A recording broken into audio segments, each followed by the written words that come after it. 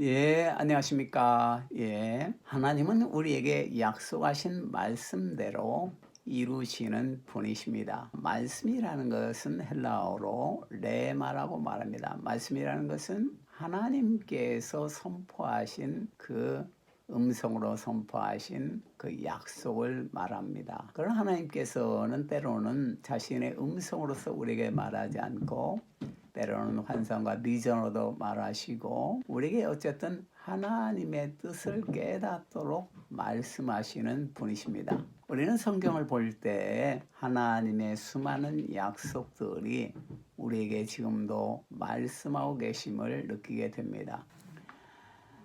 우리가 우리의 인생을 생각할 때 이제 신년이 밝았습니다. 그러니까 새해를 어떻게 지낼 것인가를 생각하게 되고 때로는 우리가 계획을 세우기도 합니다. 그러나 우리의 삶에 있어서 가장 중요한 것은 하나님의 우리를 향한 뜻과 약속이 무엇인가 이것을 깨닫는 것입니다.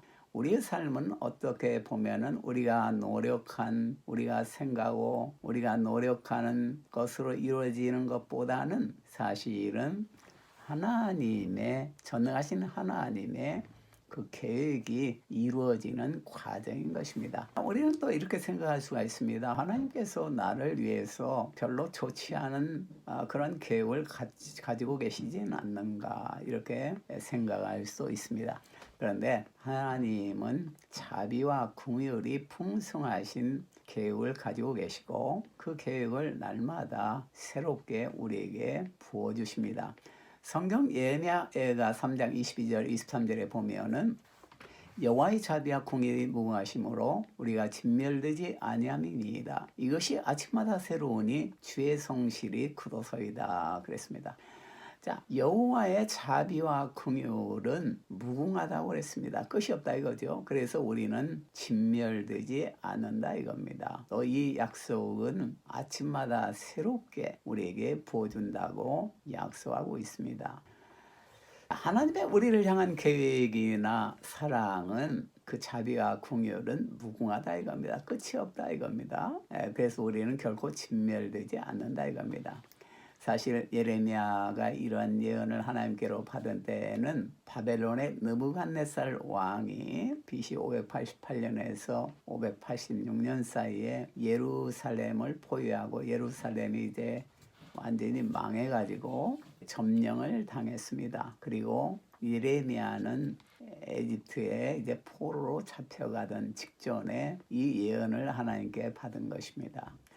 자, 현실적으로 생각할 때 정말로 멸망을 해서 포로로 잡혀가는 정말 긴박한 순간이었지만은 하나님은 그 자비와 긍휼이 무궁하심으로 진멸되지 않는다.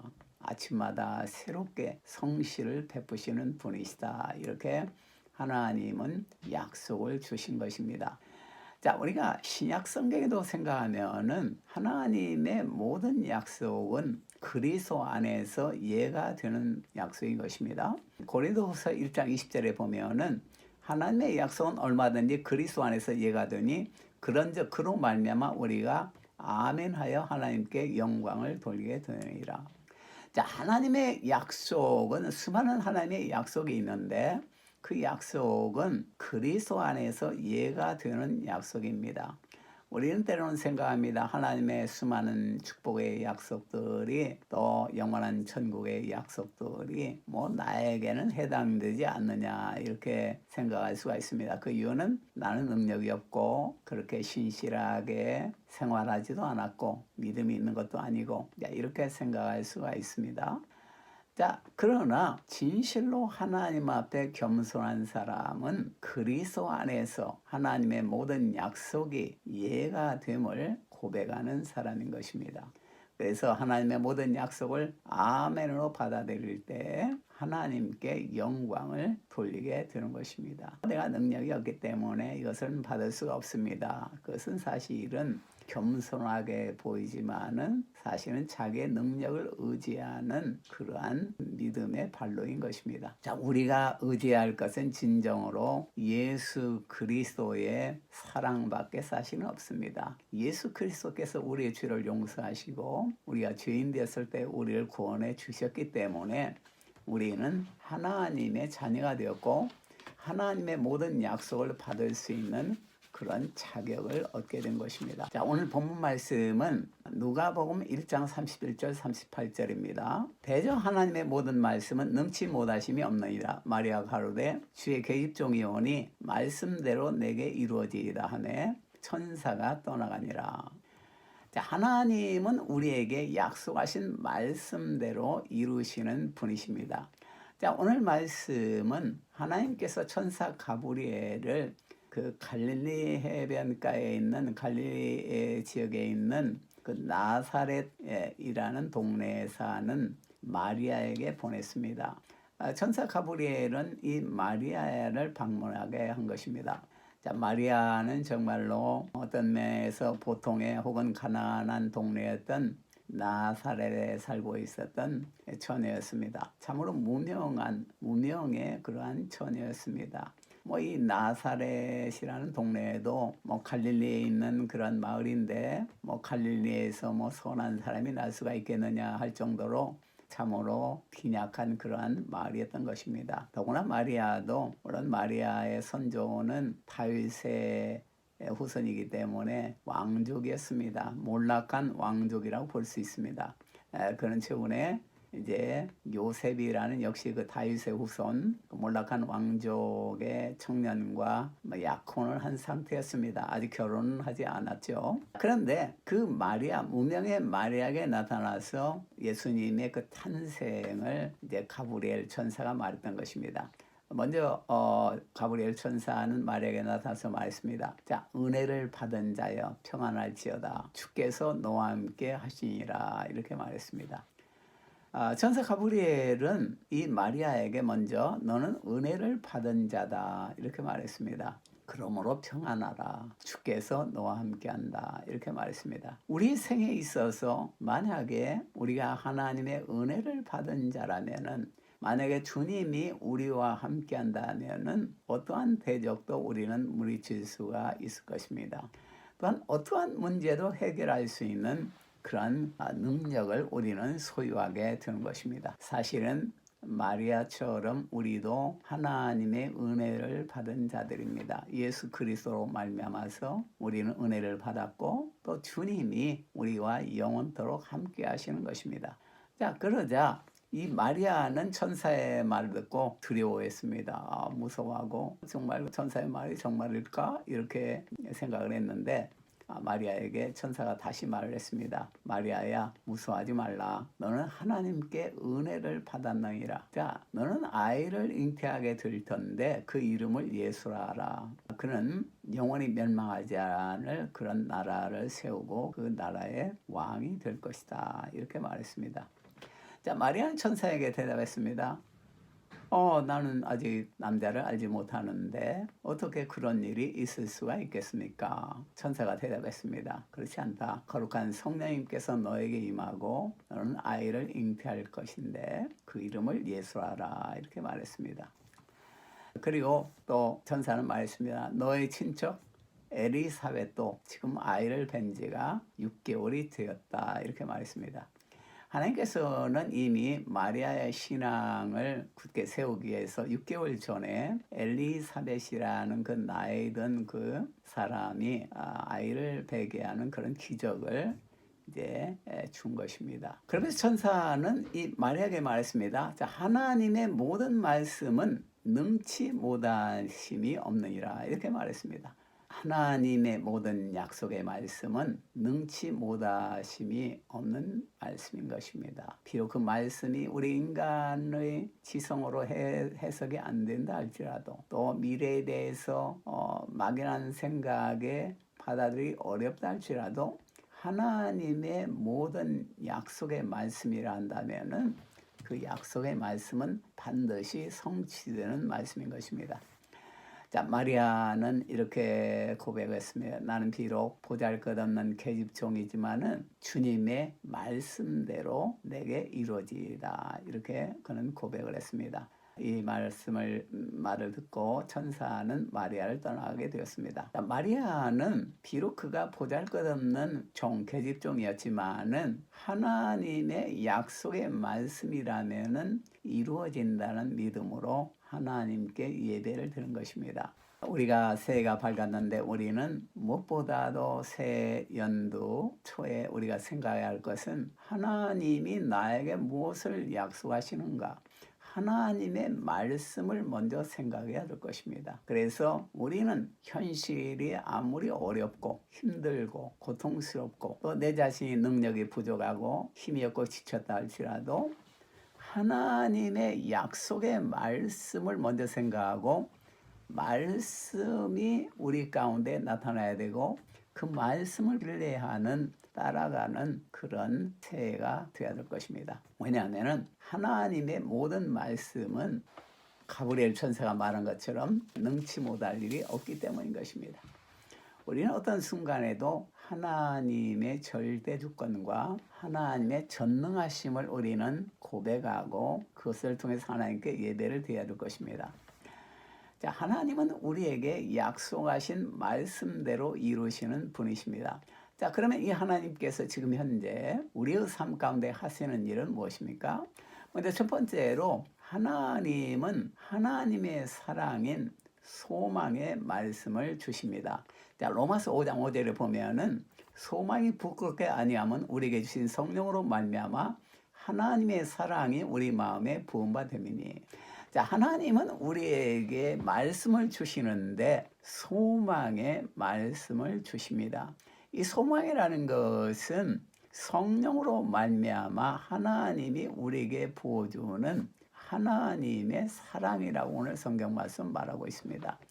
나에게 소망이 있다는 것은 하나님의 사랑이 나에게 넘친다는 겁니다. 하나님의 사랑은 우리에게 소망으로 나타나게 되는 것입니다. 하나님의 사랑을 우리가 생각할 때 하나님의 사랑은 이미 예수 그리스도를 통해서 우리에게 나타났습니다. 우리가 죄인 되었을 때 우리의 죄를 용서하시고 우리 주님은 우리를 위해 죽으셨습니다. 이것이 하나님의 사랑인 것입니다. 그러므로 아들을 주신 하나님께서는 아들과 함께 모든 것을 우리에게 은혜로 주시는 겁니다. 또한 하나님은 예수 그리스도로 말미암아서 우리의 죄를 사하심으로 지금은 우리에게 성령을 부어주십니다. 자, 성령님을 우리에게 보이신다 이거죠. 성령님을 우리에게 보이신다 이거죠. 자, 성령이라는 것은 뭡니까? 성령이라는 것은 예수님의 영이고 하나님의 영입니다. 자, 하나님께서 자신의 가장 귀중한 자신의 영을 우리에게 부어주셨습니다. 성령을 부어주신 하나님께서는 성령과 함께 우리에게 모든 것을 부어주시는 겁니다. 하나님은 성령을 통해서 우리에게 소망을 부어주십니다. 그리고 그 소망은 하나님의 사랑이 우리에게 나타나는 것입니다. 자, 새해 초도에 우리는 하나님이 우리에게 주시는 소망을 항상 생각해야 할 것입니다. 두 번째로 하나님은 예수님의 말씀에 의지해서 따라갈 때 많은 열매를 맺게 합니다. 누가복음 5장 5절에 보면은 시몬이 대답하여 가로되 선생이여 우리들이 밤이 맞도록 수고를 하였으되 얻은 것이 없지만은 말씀에 의지하여 내가 그물을 내리이다 하고. 자, 우리가 새해 초대에 우리가 생각해야 할 것은 예수님의 말씀을 들어야 되고 말씀을 의지해서 따라가는 자세가 필요합니다 이겁니다. 예수님의 말씀에 의지해서 따라갈 때 예수님과 관계를 가질 때 많은 풍성한 열매를 맺게 된다 이겁니다. 자, 오늘 말씀은 어느 날 예수님께서 갈릴리 전도 활동을 할 때 일어난 일입니다. 예수님은 게네사렛 호숫가에서 말씀을 전했는데 많은 사람들이 몰려와서 예수님이 그 해변가에 그 시몬 베드로라는 사람의 배를 빌려서 그 위에서 이제 말씀을 전했습니다. 자, 이 시몬 베드로는 어부로서 지난밤에 하룻밤을 지새워서 고기를 잡으러 나가서 그물을 던졌습니다. 그렇지만은 한 마리도 고기를 잡지 못하고 피곤한 가운데 와서 그물을 수리하고 있었습니다. 그런데 마침 예수님께서 그곳에서 말씀을 전했기 때문에 그 배를 빌려가지고 이제 말씀을 전하였던 것입니다. 예수님께서는 말씀을 전하고 난 후에 베드로에게 너는 시몬아, 너는 저 깊은 곳에 가서 그물을 내려라 이렇게 말을 했습니다. 자, 인간적으로 볼 때는 예수님은 목수 요셉의 아들이고 어부는 아니었습니다. 베드로는 청년 시절을 이제 고기를 잡으면서 산 전문적인 어부였습니다. 베드로는 갈릴리 바다에 어느 곳이 고기가 있고 어느 날 고기가 있는가를 거의 다 파악한 그러한 전문적인 어부인 것입니다. 어부가 목수의 말을 따른다는 것은 사실은 그렇게 쉬운 일은 아니었겠죠. 그렇지만은 베드로는 이렇게 말했습니다. 선생님, 우리들이 밤이 맞도록 수고를 하였지만은 얻은 것이 없습니다. 그러나 주님의 말씀에 의지해서 내가 그물을 내리리라 이렇게 말했습니다. 자, 베드로는 밤이 맞도록 수고를 했다고 했습니다. 고기를 잡아야 생활을 유지하기 때문에 얼마나 많이 힘을 줘서 그물을 던졌겠습니까? 밤중에 그물을 던지고 또 던지고 또 던지고 팔이 지쳐서 참 던질 힘이 없을 때까지 하룻밤을 계속 그물을 던졌을 것입니다. 또 수고를 했을 것입니다. 그러나 베드로는 내가 그렇게 수고했지만은 얻은 것이 없다고 고백을 했습니다. 자, 우리의 삶이 만약에 올해도 수고해서 일을 하지만은 얻은 것이 없다 이렇게 결론이 날 때는 얼마나 허망합니까? 우리의 삶은 화살같이 지금 지나가고 있습니다. 이 코로나 시대에 많은 문제들 속에서 우리와 물론 이 인류 전체가 생활하고 있습니다. 많은 고통과 때로는 유명을 같이 함으로 슬픔과 수고 속에서 살아가고 있습니다. 그러나 만일 또한 그 수고 속에서 얻은 것이 없다고 한다면은 더욱더 우리의 삶은 낙심이 될 것입니다. 그런데 오늘 베드로는 말했습니다. 우리들이 밤이 맞도록 수고했으되 얻은 것이 없지만은 말씀에 의지해서 내가 그물을 내리리다. 자, 베드로가 낙심과 절망 중에서 궁극적으로 잡은 것은 예수님의 말씀이었습니다. 말씀을 의지했다. 말씀을 의지하는 것. 이것은 참으로 승리의 비결인 것입니다. 우리의 생애에 있어서 이제 새해를 출발하는데 가장 중요한 것은 하나님의 약속의 말씀, 성령님의 음성, 그 성령님의 보이스를 듣는 것입니다. 자, 예수님 말했습니다. 나는 포도나무에 너희는 가지니 저가 내 안에 내가 저 안에 있으면 이 사람은 많은 열매를 맺고 우리 삶에 있어서 많은 열매는 많은 수고, 밤이 맞도록 하는 수고에서 나오는 것이라기보다는 예수님과 관계를 가지고 예수님의 보이스를 듣고 예수님의 보이스가 나의 삶에 스며들고 예수님의 보이스가 나의 삶의 인도자가 되고 예수님의 보이스와 함께 내가 사는 것, 듣는 것 이것이 참으로 중요한 것입니다. 베드로는 절망의 나락에서 말씀에 의지해서 그물을 내렸습니다. 그 그물에는 2 그물이나 가득 차서 그물이 찢어질 정도로 많은 고기를 잡았고 또 한 배로는 그 고기를 다 담을 수가 없어서 배 한 척을 또 빌려가지고 2배 가득 고기를 채우는 그런 엄청난 그러한 어획을 가져오게 된 것입니다.